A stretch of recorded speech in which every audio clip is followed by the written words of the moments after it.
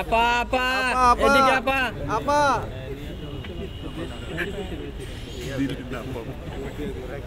প্রিয় দর্শক, যুগান্তর লাইভে সবাইকে স্বাগত জানাচ্ছি। এই মুহূর্তে রয়েছে আন্তর্জাতিক অপরাধ ট্রাইব্যুনালে। আজ জানেন যে আন্তর্জাতিক অপরাধ ট্রাইব্যুনালে হাজির করা হচ্ছে এক একে পতিত সরকারের সাবেক মন্ত্রী, সচিব এবং বিচারপতিদের। এবং এই মুহূর্তে যিনি প্রবেশ করেছেন সালমান এফ রহমান, এর পাশাপাশি শাহজাহান খানকে শাহজাহান খান প্রবেশ করছেন। শাহজাহান খানকে প্রবেশ করানো হয়েছে। পলককে এই মুহূর্তে সাবেক আইসিটি প্রতিমন্ত্রী পলককে প্রবেশ করানো হয়েছে এবং এর আগে কর্নেল ফারুক খানকে প্রবেশ করানো হয়েছে দীপমণিকে। এর আগে প্রবেশ করানো হয়েছে গোলাম দস্তগীর গাজীকে। এর বাইরে বেশ কয়েকজন বিচারপতি শামসুদ্দিন চৌধুরী মানিককে প্রবেশ করানো হয়েছে। ভিতরে প্রবেশ করেছেন আইন প্রতিমন্ত্রী আনিসুল হক এবং ভিতরে প্রবেশ করেছেন আমির হোসেন আমু সহ আওয়ামী লীগ সরকারের যে পতিত সরকার ছিল তাদের যে মন্ত্রী এবং এমপি, বিভিন্ন বিচারপতি যারা ছিলেন তাদেরকে ভিতরে প্রবেশ করানো হয়েছে। মূলত এই আন্তর্জাতিক অপরাধ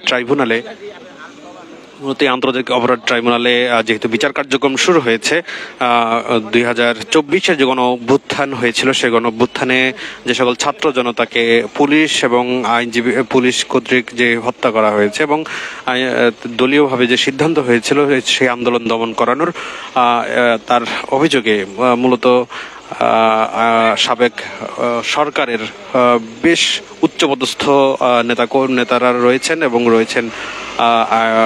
উচ্চপদস্থ নেতাদের পাশাপাশি রয়েছেন বিচারপতি, মন্ত্রী এবং এমপি সহ ডজন খানের উপরে সরকারের লোকজন ছিলেন সরকারে। তো সব মিলিয়ে বলা ছিল যে কিছুক্ষণ আগে প্রথমে একটি ভ্যানে করে নিয়ে আসা হয়েছে গোলাম দস্তগীর গাজীকে, এরপরের একটি ভ্যানে করে নিয়ে আসা হয়েছে আমির হোসেন আমুকে, নিয়ে আসা হয়েছিল বিচারপতি শামসুদ্দিন চৌধুরী মানিককে, এরপরে নিয়ে আসা হয়েছিল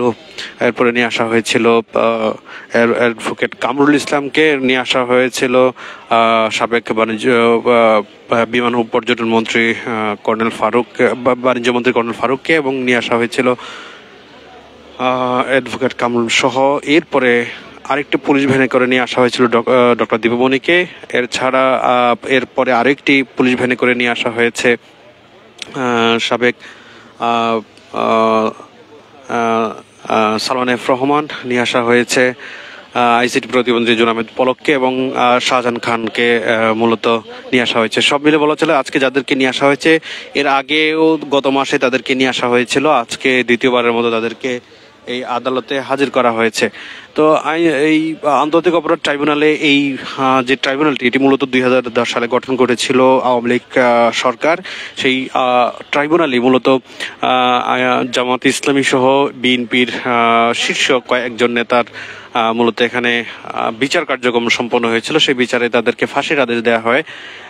একই আদালতে এখন গণহত্যার অভিযোগে নিয়ে আসা হয়েছে সাবেক যে পতিত সরকার, সেই সরকারের বেশ কয়েকজন মন্ত্রীকে।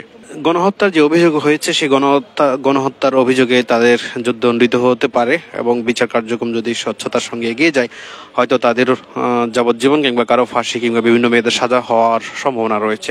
এই ছিল আন্তর্জাতিক অপরাধ ট্রাইব্যুনালের সবশেষ চিত্র।